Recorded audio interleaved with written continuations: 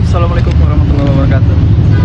Balik lagi bersama gue Abdi Negara Vlogger. Kali ini kita mau review lagi ya, dan nggak jauh-jauh dari barang yang gue pakai karena masih ada happening lari ya, dan gue juga ikutan coba-coba tren lari. Kali ini gue akan coba review tuh Orthosight ya, Hyperblast 3.0 ya.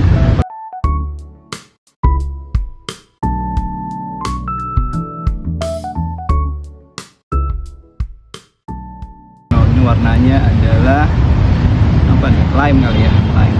Lucu sih warnanya. Oke. Ya di sini langsung aja ya kita bahas dari segi fittingnya nih.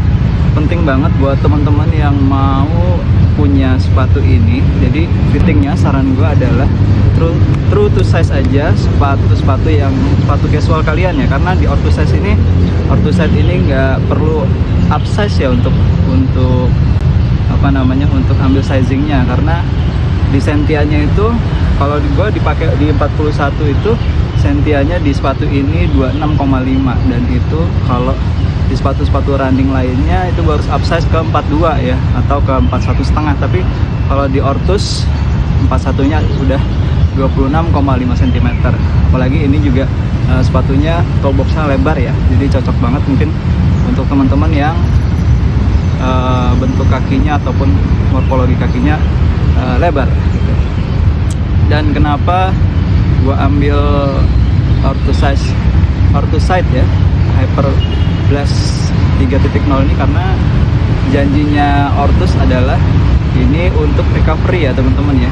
Jadi kalau dilihat sih memang bentukannya ini recovery banget ya, dari mulai apa namanya, outsole-nya yang lebar, kemudian ini bulky ya, terus midsole-nya ini tebal nih ya. Ini kalau desain pakai jari tangan gue ini udah hampir di rocker belakangnya ini udah hampir satu jari telunjuk gue nih, jadi tebal banget. Dan di sini pakai apa nih ya, nih, Cumulus foam ya, Cumulus foam.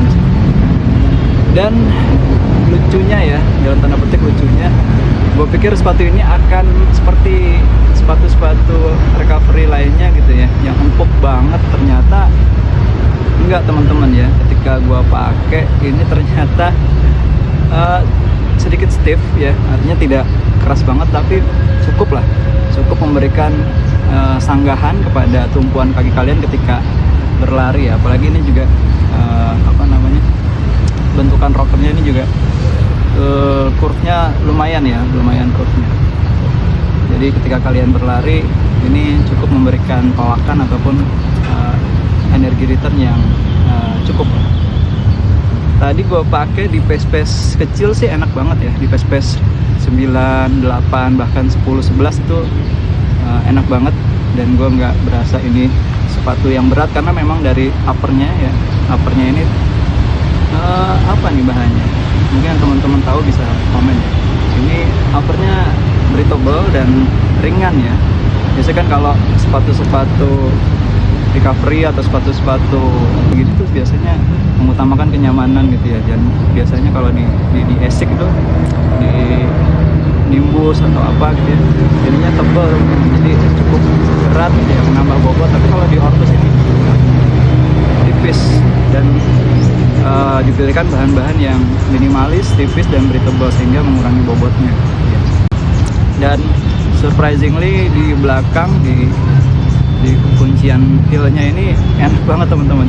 Jadi nggak ada isu heel slip ya kalau di gua, walaupun nggak ada padding tambahan, tapi ini enak banget dengan sizing yang pas gitu ya, di 26,5. Ini enak banget gue pakai, dan ketika gue pakai di pace kencang, tadi gue coba di pace 6 bahkan 5 ya, ini enak banget. Walaupun satu coba pace kecil, energi returnnya gak sebesar gue pakai sepatu-sepatu yang mungkin ada plate carbon. Oke, gue masih penasaran untuk bahas midsole-nya ya. Di Hyperblast 3.0 ini dengan midsole yang tebal dan bulky ini ternyata energi returnnya lumayan. Tapi yang harus dipikirkan teman-teman ketika teman-teman akan meminang sepatu ini adalah ketika yang gue rasain ketika gue lari itu harapan gue kan kalau sepatu recovery itu enak untuk segala posisi landing lari ya, baik itu middle ataupun forefoot gitu ya. Ternyata ketika gue pakai untuk